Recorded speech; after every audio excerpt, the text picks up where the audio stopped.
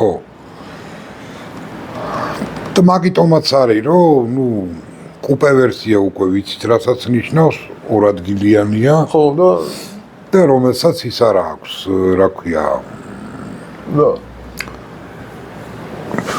ტარგა ტარგა вообще ცალკე თემა არის. ტარგა არის გაძლიერებული კაბრიოლეტი, ხო? ხო, ანუ აბა ტარგას ხო, მართლა ტარგა განსხვავებული რით არის კაბრიოლეტის და ბოქსტერისაგან. ის ხო აქვს, აი ეს ისა. კინა რა? რკინის ისა გამაძლიერებელი. კარგას. ხო.